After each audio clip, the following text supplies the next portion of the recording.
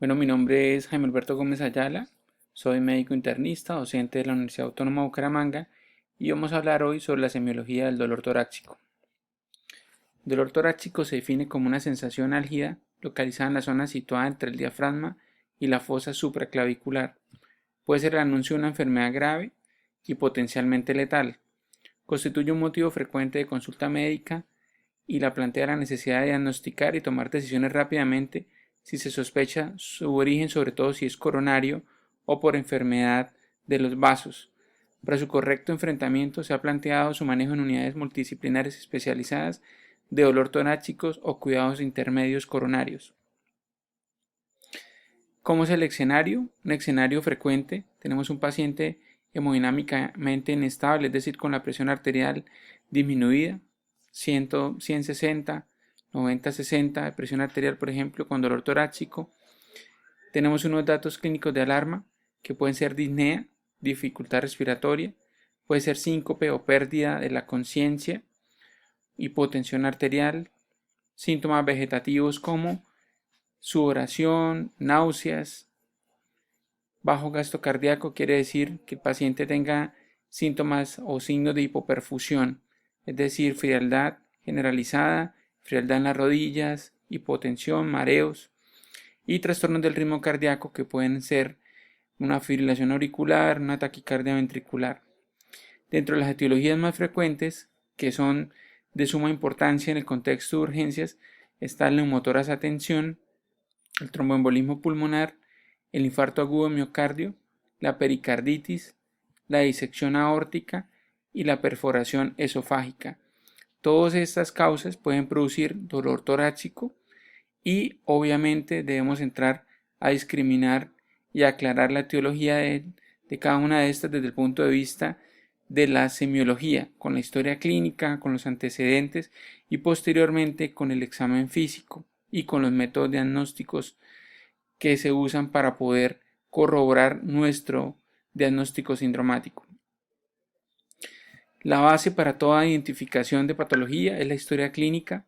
Debemos realizar una adecuada anamnesis, especificar o aclarar el tipo de dolor. Tenemos diferentes características del dolor. La aparición es, por ejemplo, diferente si el paciente se presenta con dolor torácico posterior o anterior, si el tipo de dolor es un dolor opresivo que va más en relación a una enfermedad coronaria o es un dolor muy súbito y desgarrante que va más relacionado a una enfermedad vascular como un desgarro arterial o si se asocia por ejemplo con dificultad respiratoria súbita que va más correlacionado con un tromboembolismo pulmonar. La intensidad, si es leve, moderada o si es severa, que se correlaciona con enfermedad arterial principalmente. La localización, el cuadro típico coronario es un cuadro de localización retroesternal anterior con irradiación a miembro superior izquierdo principalmente, puede irradiarse al cuello o hacia la mandíbula, diferente del cuadro de tromboembolismo pulmonar, que es un cuadro muy localizado asociado a dificultad respiratoria. El cuadro, por ejemplo, de dolor torácico secundario a una esofagitis se relaciona también con síntomas obviamente gastrointestinales. Puede haber pirosis, puede haber sensación de ardor o quemación en epigastrios, eructos asociados. El tipo de irradiación, el dolor torácico, por ejemplo, que se localiza en hombro derecho, ¿sí?, irradiado desde tórax o desde la zona de epigastrio, puede estar más relacionado con una colelitiasis o con una colecistitis. El dolor coronario, como lo mencionaba previamente, está más relacionado con un dolor de irradiación hacia miembro superior izquierdo y hemicara. Y adicionalmente, los síntomas acompañantes que son la hiperhidrosis, la sensación de náuseas o la sensación de defecar o la sensación de muerte inminente acompañan más a enfermedad coronaria. Los factores agravantes, por ejemplo, el esfuerzo, el paciente que tenga una enfermedad coronaria y se esfuerza un poco más puede aumentar más los síntomas. Y los factores atenuantes, por ejemplo, en el caso de la enfermedad coronaria, el hecho de tomar aspirina o isordil disminuye el dolor torácico. Si el paciente tiene una angina o tiene una enfermedad coronaria sin oclusión completa del vaso. Los antecedentes personales es importantes o son importantes dado que predisponen a tener enfermedades. Factores de riesgo cardiovascular, por ejemplo, la edad. En caso de hombres por encima de 40 años, aumentan la probabilidad de enfermedad coronaria. Las mujeres por encima de los 45-50 años, es decir, como cuando están acompañados de procesos de menopausia, pueden tener aumentada la probabilidad de tener enfermedad coronaria. El sexo más frecuente en masculino a temprana edad y en mujeres a una edad de 45-50 años. El tabaquismo es importante, se correlaciona con enfermedad coronaria. La hipertensión arterial, la diabetes y la dislipidemia son factores que se solapan o se acompañan para aumentar la oclusión progresiva, la aterosclerosis del paciente y que va a repercutir en la enfermedad coronaria. Antecedente de infección, por ejemplo, sospecha de neumonía o pericarditis, que el paciente haya tenido previamente cuadro de tos, flemas, esputo amarillento, verdoso y que luego esté con dolor torácico, podría estar en relación más con un derrame pleural o una pleuritis por neumonía o inclusive por tuberculosis. Los antecedentes de inmovilización prolongada van más en relación con la predisposición a que el paciente tenga una trombosis venosa profunda y que pueda haber desarrollado un tromboembolismo pulmonar por migración del trombo desde la pierna hacia el pulmón con un dolor torácico fuerte asociado a disnea. Los viajes en los cuales hay estasis o una hospitalización prolongada sin cubrimiento de tromboprofilaxis también son un factor de riesgo importante para que el paciente pueda presentar una trombosis venosa profunda o un tromboembolismo pulmonar. En cuanto al examen físico, debemos evaluar siempre la presión arterial. Si el paciente tiene hipotensión, podría estar cursando con un infarto masivo o un tromboembolismo pulmonar masivo. La frecuencia cardíaca, en casos, por ejemplo, de la fibrilación auricular, que es una arritmia, puede presentarse con una frecuencia cardíaca aumentada.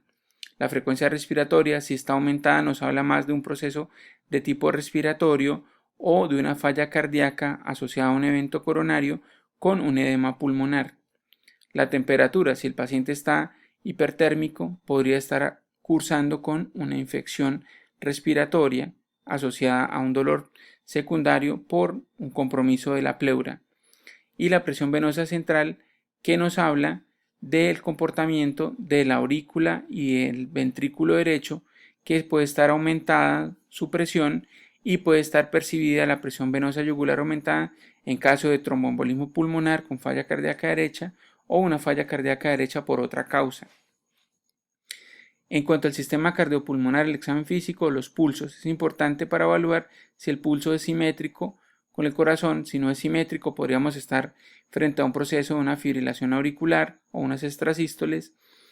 El ritmo, que se refiere a si el paciente está en sinusal, como en la mayoría de los casos, o en algunos mínimos, como fibrilación auricular, que puede predisponer a tromboembolismo pulmonar o embolismo cerebral. El frote pericárdico, que nos está hablando el paciente que tenga un compromiso a nivel del miocardio, del pericardio, que podría estar relacionado con una infección por un virus o por una tuberculosis o algún otro proceso infeccioso o neoplásico. El S3, S4, que son el galope, nos habla que el paciente está con falla cardíaca. Los crépitos nos habla también que el paciente está con falla cardíaca o puede estar con neumonía, depende si es simétrico o asimétrico.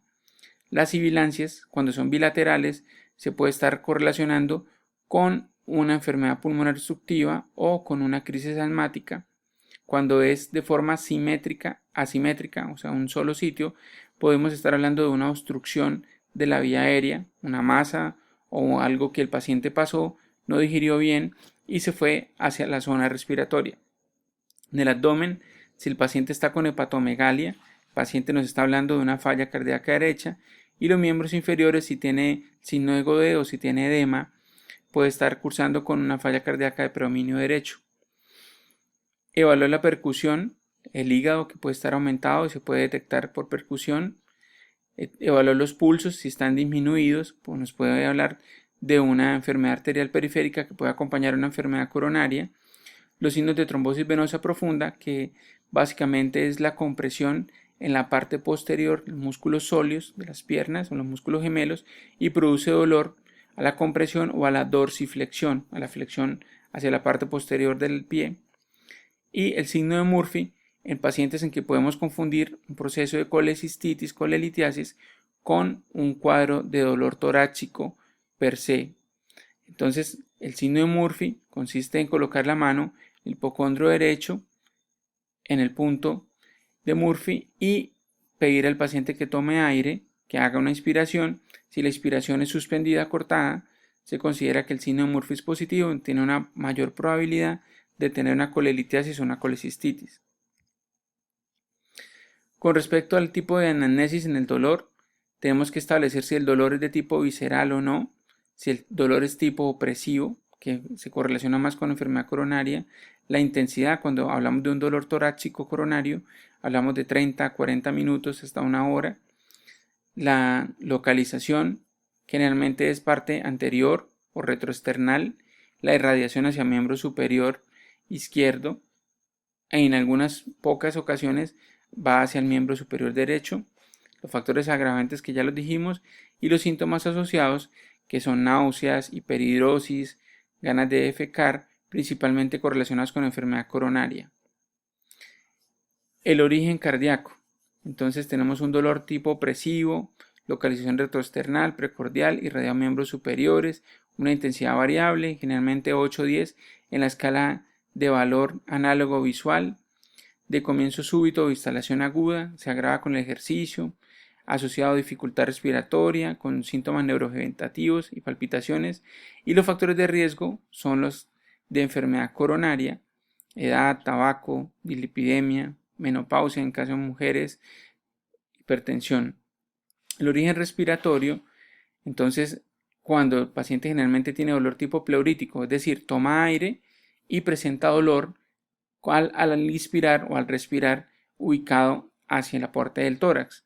La intensidad de comienzo pueden ser variables, agrava con el ejercicio de los movimientos, sin muchos factores atenuantes, se asocia a dificultad respiratoria, tope inspiratorio y signos de trombosis venosa profunda e incluso cianosis, que es la coloración azulada en los labios. Cuando es de otro origen, como el digestivo, se consulta dirigidamente las características del dolor, si se asocia a náuseas, sensación de reflujo, pirosis, ¿sí? Si tiene asociación o no con la comida, se debe evaluar si tiene hematemesis. Cuando es de tipo muscular o osteomuscular, como el síndrome de Tisch o la costocondritis, se debe consultar dirigidamente las características del dolor, si es un dolor muy localizado en un punto específico, ¿sí? Y se asocia con actividad física. Recordemos aquí, por ejemplo, una de las características importantes que diferencian el dolor muscular con el dolor coronario es que en el dolor coronario el dolor es difuso. Hay un signo que se llama el signo de Levine o Levine, en el cual el paciente no identifica claramente el dolor torácico, mientras que si es un dolor muscular, el paciente perfectamente podría decir que el dolor se localiza en la línea medio clavicular del lado izquierdo, con cuarto o quinto espacio intercostal en un punto fijo. Me lo podría preguntar dónde le duele, muéstrame con su dedo, y el paciente le puede estar relacionando, mientras que el dolor coronario no se puede localizar. El paciente refiere que el dolor es difuso. Otra cosa importante es definir los perfiles del dolor torácico. Entonces tenemos el patrón isquémico, para que recuerden: retroesternal, irradiado a cuello, relacionado al esfuerzo, síntomas vegetativos.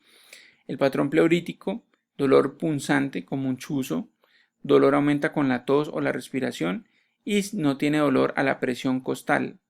Patrón esofágico retroesternal, puede ser asociado a reflujo o disfagia, dificultad para pasar la comida, antecedentes de hernia yatal, se agrava con la ingesta o con el paso de comida y mejora con antiácidos. Patrón psicógeno asociado a ansiedad, hiperventilación o palpitaciones, a la exploración física, anodimia, o sea, se toca un poquito y produce una respuesta exagerada al dolor, mejora con ansiolíticos y una historia clínica poco coherente. El patrón pericárdico es un dolor retroesternal con una variación con cambios posturales, alivio con la posición mahometana, que el paciente ha echado o acostado hacia la parte anterior como en posición de oración, similar al dolor coronario. Patrón osteomuscular se modifica con el movimiento, variación con la presión manual, antecedente traumático y mayor sensibilidad a los analgésicos.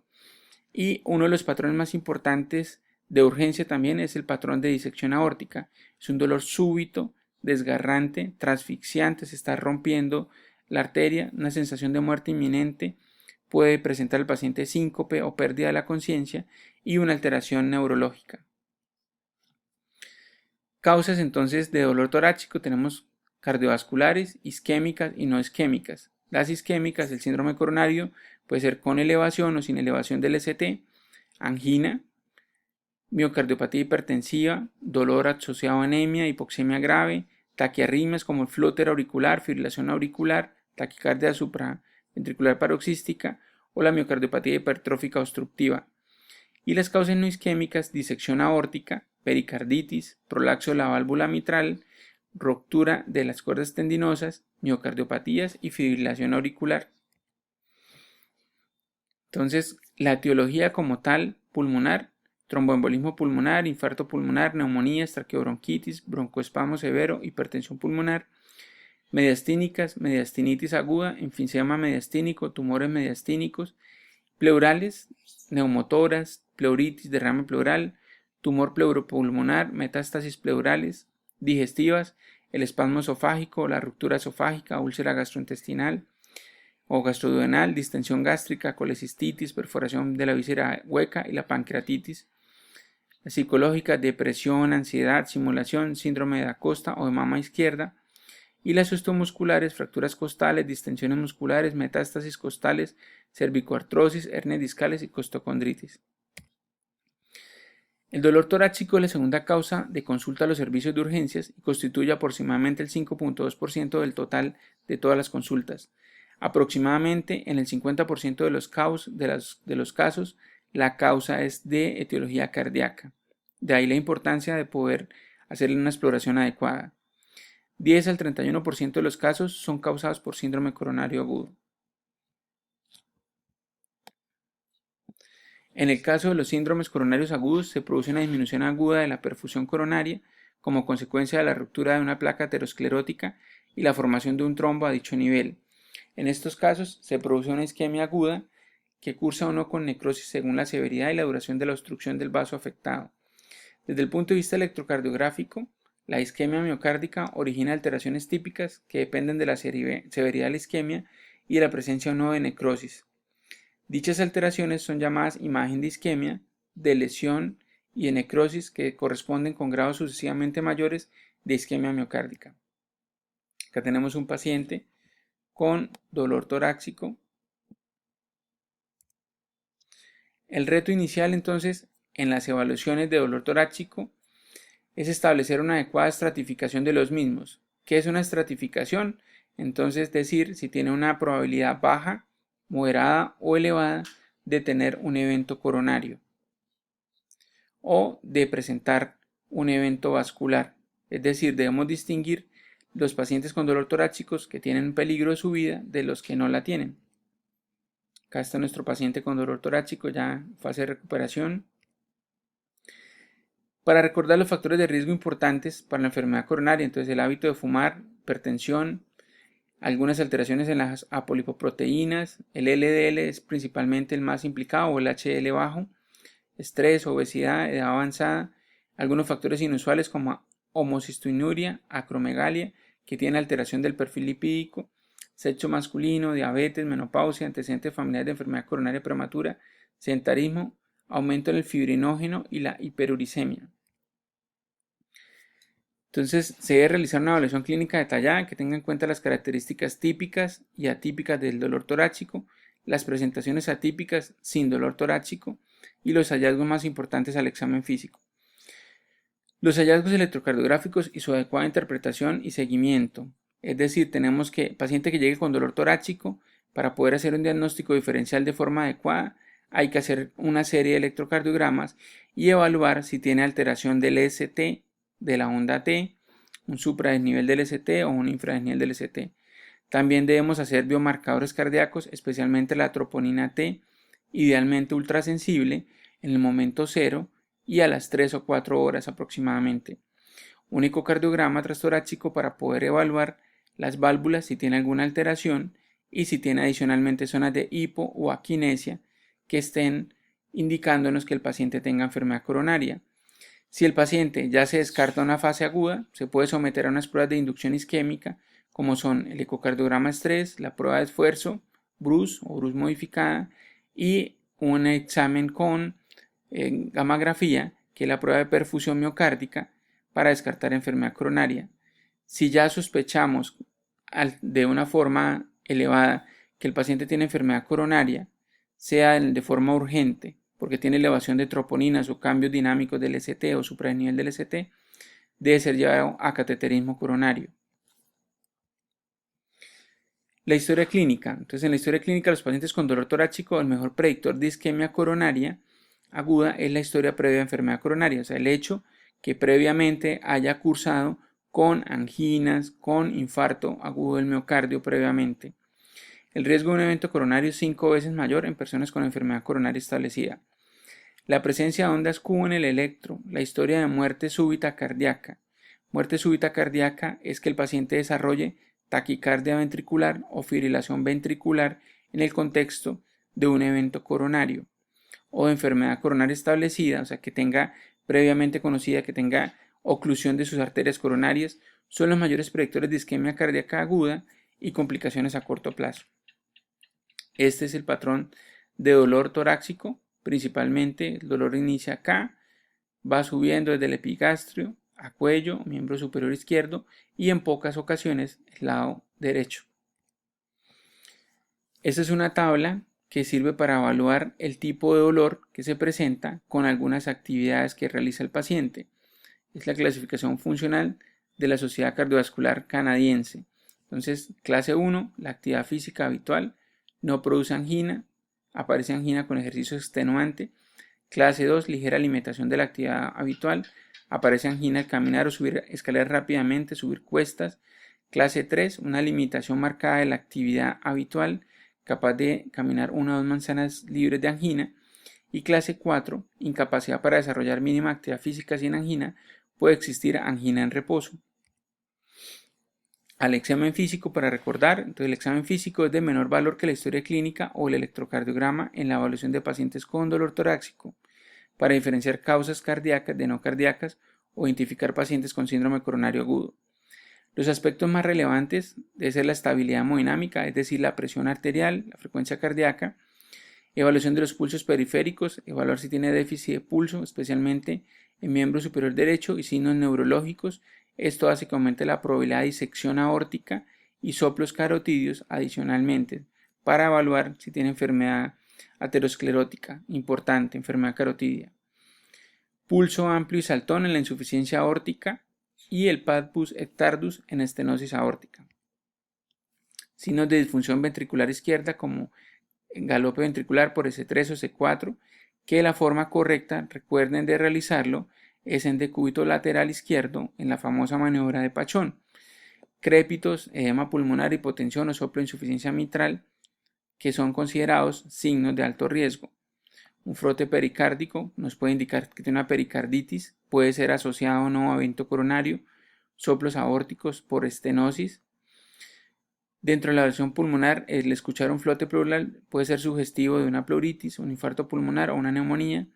Disminución de ruidos respiratorios en uno o en dos de los emitoras puede ser por un neumotórax. Y los signos de trombosis venosa profunda, que pueden ir asociados a ingurgitación yugular para excluir falla cardíaca derecha. Palpación abdominal para excluir colecistitis y pancreatitis. Aquí estamos viendo una radiografía con signos de congestión. Vemos una cardiomegalia. Si le sacamos el índice cardiotorácico está aumentado. Y adicionalmente tenemos infiltrados hacia los 4 cuadrantes. Esto es un edema pulmonar, lo que llaman clásicamente edema pulmonar en alas de mariposa. Esta es otra tabla. Está mostrando las probabilidades de tener dolor torácico, que pueden ser alta, intermedia o baja probabilidad. ¿Cómo podemos evaluar esto? Con base en la historia clínica, base en el examen físico y electrocardiograma. Si tiene algunos cambios, marcadores cardíacos, tenemos o una alta probabilidad, una intermedia o una baja probabilidad. De esta forma, el paciente que tenga una baja probabilidad puede ser llevado a consulta de urgencias a consulta externa para que siga todo un proceso, pero el paciente que tenga una probabilidad intermedia y sobre todo aquel que tiene una alta probabilidad debe quedar hospitalizado y realizársele las pruebas adicionalmente para ver si tiene enfermedad coronaria o no. Esta es una tabla resumen. Entonces tenemos paciente con un dolor torácico, pensamos si es cardíaco o no. Si no es cardíaco, evaluar otras causas, radiografía de tórax para ver si tiene el paciente neumonía o tiene un trauma o una fractura. Evaluemos si tiene neumotórax, derrame pleural o neumonía. Si es normal, se solicitan más exámenes de acuerdo a la hipótesis diagnóstica, dímero de angio-TAC o TAC con protocolo para TEP o TAC de tórax sin contraste, dependiendo de la sospecha si es una masa o un trombo. Si el paciente sospechamos que tiene enfermedad cardíaca, obviamente debemos realizar el electrocardiograma seriado y troponinas, que por lo menos se deben hacer 2. Y evaluamos si tiene síndrome coronario con supranivel del ST. Si es así, el paciente debe ser llevado a trombolisis o angioplastia de urgencias. Si tiene alteración electrocardiográfica y enzimática, podría ser pericarditis, se tiene un patrón específico para la pericarditis, lo que llaman en signo de bandera, debe enviarse a reposo y AINES por 7 a 14 días. Si por el contrario tiene taquiarritmias o disección aórtica, debe ser manejo ya especializado por cirugía cardiovascular o por el cardiólogo hemodinamista, dependiendo de la etiología. Si es una taquiarritmia, va en manejo más hacia medicina interna, cardiología, para hacer todo el proceso de anticoagulación y el seguimiento. Muchas gracias a todos.